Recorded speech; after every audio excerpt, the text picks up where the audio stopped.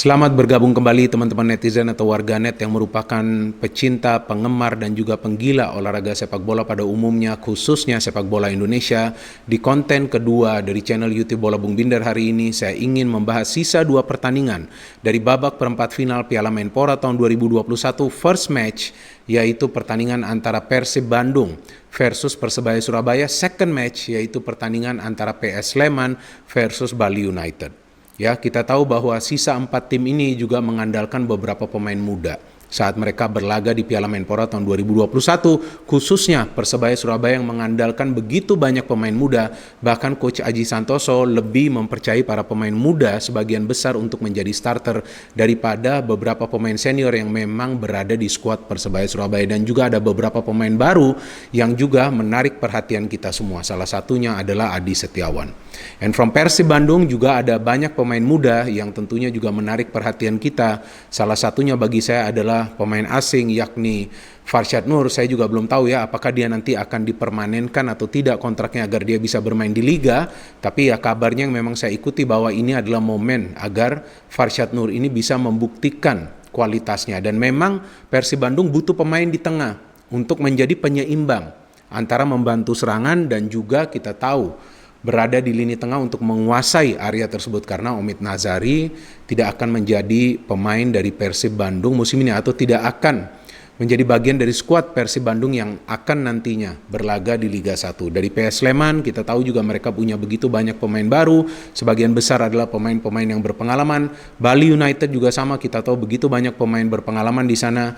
Dan Bali, Persib, Persebaya dan juga Sleman punya materi pemain yang bisa mereka andalkan untuk dilakukan rotasi dalam line up. Walaupun Bali United tidak banyak memberikan kesempatan kepada para pemain muda ya, tapi ada juga lah ya beberapa pemain yang Coach Teko berikan kesempatan untuk tampil. Karena ya intinya kan bagaimana bisa membangun chemistry di antara para pemain. Jadi saya perhatikan nih 4 tim ini betul-betul serius nih membangun tim mereka ya, agar bisa membentuk chemistry di antara para pemain. Contoh dari Persib Bandung, semua pemain diberikan kesempatan tampil oleh Coach Robert Rene Alberts. Ada beberapa pemain muda juga, karena memang Coach Robert Rene Alberts juga sering mengorbitkan pemain-pemain muda dan mengandalkan pemain-pemain muda, mulai dari dia menangani Arema, kemudian PSM, dan sekarang tentunya Persib Bandung. Ada beberapa pemain muda yang menarik perhatian kita. Bagi saya, Bayu Fikri, good player, disiplin dalam bertahan, berani menyerang, crossing-crossingnya juga saya kira sebagian besar akurat. Dia bisa juga muncul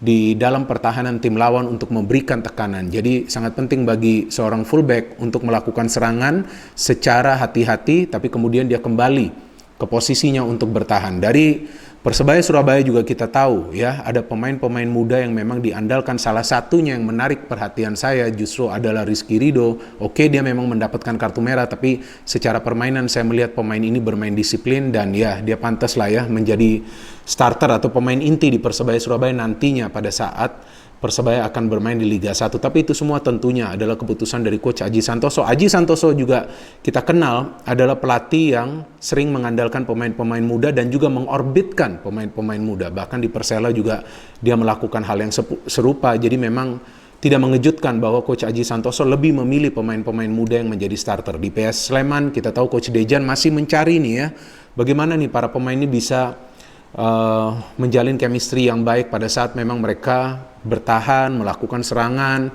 Padahal Sleman ini sebetulnya secara permainan tidak buruk loh. Saya memperhatikan bahwa permainan mereka mencair, cuman memang untuk mencetak gol sulit mereka bisa mencetak gol. Maka itu kan kita lihat bahwa mereka tidak banyak mencetak gol di fase grup. Bali United is a balanced team.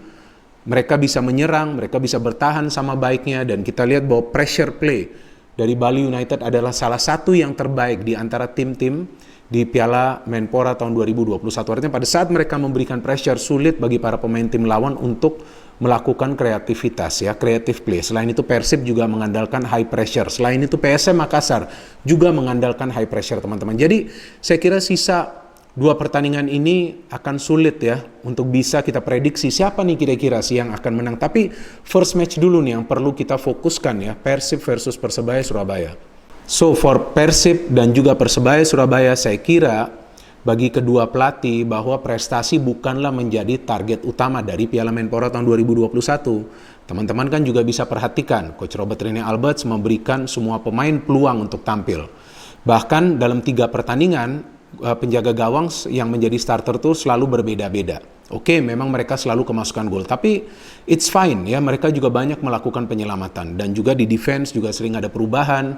Di tengah juga sama, di lini depan ya, semua pemain Persib yang di depan, Ezra, kemudian Ferdinand Sinaga dan juga Wander Luiz bisa mencetak gol. Wander Luiz bahkan juga bisa memberikan assist. Jadi memang kalau kita perhatikan nih, Persib Bandung punya materi pemain yang merata. Siapapun pemain yang bermain di atas lapangan itu bisa memberikan performance terbaik mereka. Itu yang saya perhatikan dalam 3 pertandingan mereka. Maka itu Persib bisa mencetak gol, Persib bisa bertahan secara agresif, pressure play dari para pemain Persib mulai dari tengah juga bagus seperti yang mereka tunjukkan di game lawan Bali United. Persebaya Surabaya is a good team, attacking team. Saya tidak pernah melihat Persebaya ini ya, para pemain Persebaya menguasai bola terlalu lama di tengah. Dapat bola kirim ke depan, dapat bola bergerak ke depan, dan itulah yang namanya sepak bola menyerang mengandalkan kolektivitas. Jadi memang tidak ada pemain bintang di Persebaya Surabaya. Semua pemain itu adalah pemain bintang. Jadi tidak ada satu pemain yang dianggap adalah istilahnya superstar dan yang perlu mereka andalkan dalam setiap game. Pokoknya semuanya nih rata, semuanya punya tanggung jawab yang sama. Itu yang saya suka dari Persebaya Surabaya. Jadi memang para pemain setiap kali bermain ini bermain total. Apakah mereka sebagai starter ataupun nanti sebagai pemain pengganti. But Persebaya have one problem, yakni di tengah. Memang Coach Aji Santoso banyak memberikan kesempatan kepada para pemain muda. Bahkan Marcelino Ferdinand mainkan di game terakhir lawan Sleman. Dan sebelumnya juga Hambali Tholib yang dipercaya. Oke, memang mereka belum bisa lah ya tune in dalam permainan Persebaya. But still they are trying hard. Ini kan masih awal. Mungkin juga mereka masih perlu beberapa pertandingan lagi agar bisa menyatu secara permainan. Tapi jika para pemain seniornya main seperti Randy Irwan, Ricky Kambuaya terlihat menakutkan loh serangan dari Persebaya Surabaya. Dan Persib Bandung juga kita tahu perlu berhati-hati karena Persebaya pada saat saya perhatikan serangan mereka tidak hanya terpaku dalam satu pola. Oke, mereka coba menyerang dari flank, gagal mereka coba dari tengah, gagal mereka mengandalkan fullback, gagal mereka mengandalkan long ball passing. Sedikit berbeda dengan Persib. Kalau Persib saya perhatikan, ya mungkin juga saya salah, ya silakan teman-teman juga bisa memberikan komentar di kolom komentar di bawah konten ini. Persib saya perhatikan lebih sering mengandalkan flank play atau attacking dari kedua sektor sayap. Ya, maka itu kita lihat Freds Butuan bisa mencetak 2 gol, Febri sering mendapatkan banyak peluang. Beckham Putra salah satu juga pemain muda di Persib yang saya kira bisa diandalkan oleh coach Robert Rene Alberts untuk beberapa musim ke depan. Dia juga perlu diberikan jam terbang, menit bermain ya. Jadi saya kira bagi Persib ini yang perlu mereka perhatikan, bagaimana untuk bisa menyulitkan konsentrasi para pemain Persebaya dengan improvisasi dalam permainan. Tapi itu tentu saya kira juga sudah bisa diantisipasi oleh coach Robert Rene Alberts ya. Saya kan hanya pengamat, jadi saya hanya berbicara sesuai yang memang saya melihat. Oke, now coming back to the persentase ya, artinya kira-kira siapa sih atau tim mana sih ini yang punya peluang untuk memenangi pertandingan ini. Adalah pertandingan besar. Saya kira tentu kedua tim juga akan bermain all out ya, mereka tidak akan bermain bertahan. Saya kira bahwa pertandingan ini bisa dipenuhi oleh banyak gol karena kedua tim ini punya striker-striker yang punya kemampuan mencetak gol. Samsul Arif, ataupun nanti Rivaldi Bawo, Wander Luiz, Ezra, apalagi Ferdinand Sinaga. Tapi saya memberikan persentase 50-50 dan menurut saya yang paling penting bagi kedua tim adalah mereka bisa mengendalikan tempo permainan. Karena dengan mengendalikan tempo permainan maka mereka bisa memancing pemain tim lawan untuk keluar kemudian melakukan fast break untuk mencetak gol. Jadi itu adalah kuncinya. Menurut saya 50-50 sulit untuk bisa memberikan prediksi dari pertandingan ini karena sebetulnya kedua tim ini punya materi pemain yang merata. Bedanya memang Persebaya lebih banyak mengandalkan pemain-pemain muda, tapi juga pemain-pemain muda yang punya kualitas, pemain-pemain muda yang menjadi bagian dari tim nasional kelompok umur ya U19 ataupun U16 kan kita tahu itu, atau juga U23. Jadi kita tunggu saja pertandingan antara Persib versus Persebaya. Now to the second match antara PS Sleman versus Bali United. Saya juga agak sedikit bingung pada saat memang Sleman kalah di first match mereka lawan Madura United saat mereka sebetulnya sudah unggul terlebih dahulu ya. Terlihat nih di sosial media pressure diberikan ke pelatih mereka Dejan Antonik. Nah, saya bingung kenapa? Karena itu kan adalah first match dari Coach Dejan, ya. Dan kita juga perlu pahami bahwa begitu banyak pemain baru di PS Sleman. Tapi ya memang yang perlu diberikan adalah kritik secara positif. Artinya bagaimana tim ini bisa bangkit kembali dan juga bermain lebih baik lagi. Dan itu mereka lakukan, teman-teman. Karena kita perhatikan setelah itu, PS Sleman tidak kemasukan gol dan PS Sleman bisa meraih 2 kali kemenangan dalam 2 pertandingan terakhir mereka. Lawan Persela bisa saja mereka menangkan jika penalti dari Aaron Evans bisa dia konversikan untuk menjadi gol, di mana sudah memasuki masa injury time. Saya kira menit 93 atau 94 itu Aaron Evans gagal mengeksekusi penalti. Jadi memang perlahan-lahan Coach Dejan mulai membangun kekuatannya di PS Sleman ya, karena dia juga perlu memahami karakter para pemain. Nanti kira-kira bagaimana nih pola permainan yang perlu dimanfaatkan ya, karena memang sejauh ini saya melihat bahwa PS Sleman di first second game bermain compact football, tapi ketika dia masuk ke game ketiga dan keempat itu betul-betul menyerang. Di situ terlihat bagaimana PS Sleman ini menjadi tim yang menakutkan pada saat memang mereka menyerang, karena serangannya itu juga mengandalkan sayap, juga mengandalkan lini tengah, dan mereka punya pemain-pemain yang bisa diandalkan untuk melakukan itu kan.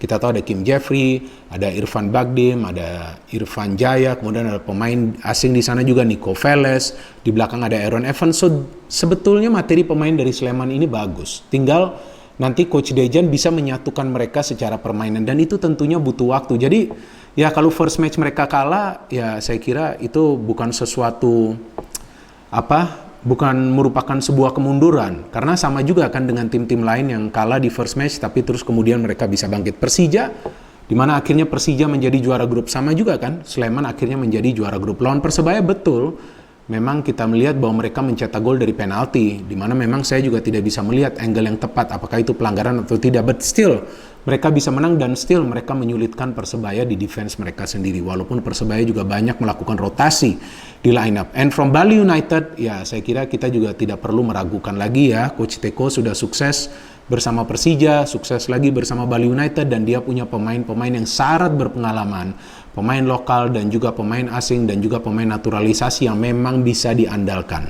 Jadi Bali United punya materi pemain yang merata. Memang mereka tidak banyak mengandalkan pemain muda, tapi pemain-pemain senior yang memang mereka turunkan tampak sudah menyatu secara permainan. Memang ya bisa juga mereka tidak banyak mencetak gol dalam sebuah pertandingan, tapi pada hari terbaik mereka, maka saya kira Bali bisa mengalahkan siapapun. Jadi memang perlu berhati-hati juga PS Sleman jika bermain terlalu terbuka. Untuk game ini, saya juga memberikan persentase 50-50 nih teman-teman. Karena memang Sleman juga tidak akan mudah dikalahkan oleh Bali United, walaupun dari segi pengalaman, ya kan, apalagi pelatihnya yang sudah pernah membawa juara 2 tim berbeda. Ya, Bali memang sedikit lebih unggul.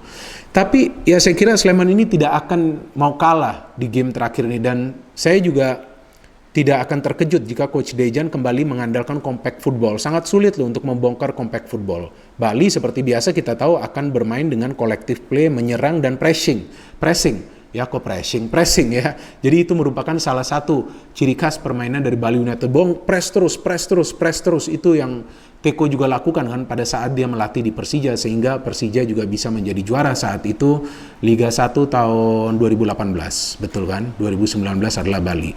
Jadi saya memberikan sisa 2 pertandingan ini persentasenya adalah 50-50. Kita tunggu saja bagaimana keempat tim ini akan bermain ya, agar mereka nantinya bisa melangkah ke fase selanjutnya, ke semifinal. Tapi seperti yang saya tegaskan di konten saya sebelumnya, bahwa teman-teman perlu sadari dan pahami ini hanyalah pramusim. Pramusim berarti adalah pertandingan-pertandingan uji coba. Pertandingan-pertandingan uji coba berarti menguji kemampuan para pemain, mempersiapkan para pemain dalam urusan match fitness, melakukan beberapa perubahan dalam strategi permainan dan juga tentunya formasi. Ya, jadi tenang-tenang saja dulu ya, kita nikmatin dulu nih pertandingan profesional di Indonesia lagi. Kan sudah lama, sudah 1 tahun ya klub-klub profesional tidak main. Berikanlah mereka kesempatan juga untuk menikmati jalannya pertandingan. Ya, nanti kita lihat di liga seperti apa kan preparation mereka. Tapi yang penting nih, biarkanlah mereka menikmati dulu momen ini, di mana mereka bisa kembali bermain sepak bola profesional. Thanks for watching, dan silakan bagi teman-teman yang ingin memberikan komentar kalian di kolom komentar di bawah konten ini. Tetapi seperti yang saya selalu request, yang positif dan bijak saja. Ya, yang negatif-negatif kita tidak perlu di konten ini, atau juga di channel YouTube Bola Bung Binder. No hate, only football. Salam sepak bola.